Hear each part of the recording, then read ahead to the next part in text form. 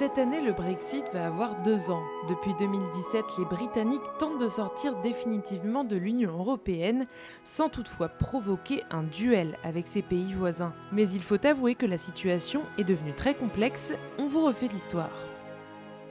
Tout commence le 23 juin 2016.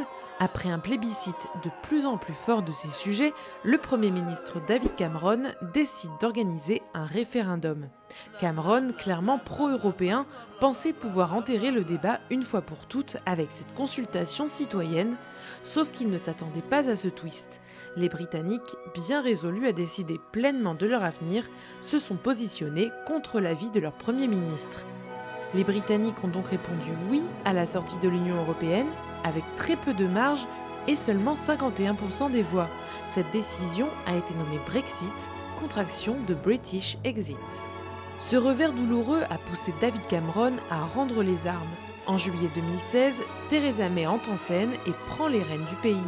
Lui échoit la lourde tâche de faire sortir le pays de l'Europe. La chef du parti conservateur prône un Brexit dur et promet au peuple du Royaume-Uni de respecter pleinement sa volonté. C'est le 29 mars 2017 que débutent les négociations. Les 27 pays de l'Union européenne et le Royaume-Uni décident de se donner 2 ans pour trouver un accord qui pourrait satisfaire les deux parties. Car le but est avant tout de rester en bons termes et de continuer à être partenaire pour le bien des entreprises, des employés et des citoyens. En novembre 2018, un accord est enfin trouvé après plus d'1 an et demi de discussions.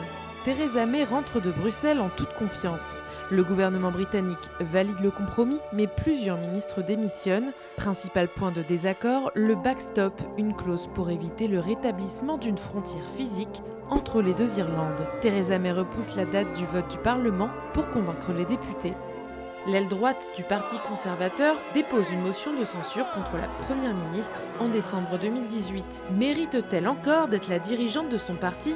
Contre toute attente, Super May a réussi à conserver son poste. Malgré la campagne menée par la Première ministre, le 15 janvier 2019, le Parlement rejette le texte à 430 voix contre 200. Cette terrible défaite a conduit le Parti travailliste à déposer une nouvelle motion de censure afin que May cesse d'être le chef du pays.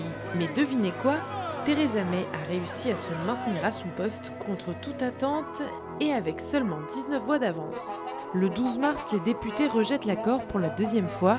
Le 14 mars, à 15 jours de la date butoir, May réussit enfin à remporter l'adhésion du Parlement en proposant un report du Brexit. Le but, ne pas sortir de l'Europe sans accord et obtenir l'adhésion du Parlement lors d'un 3e vote. Depuis, Theresa May a officiellement demandé à l'Europe de repousser le Brexit, une décision qui ne fait pas l'unanimité dans les rangs européens et qui promet de nouveaux rebondissements.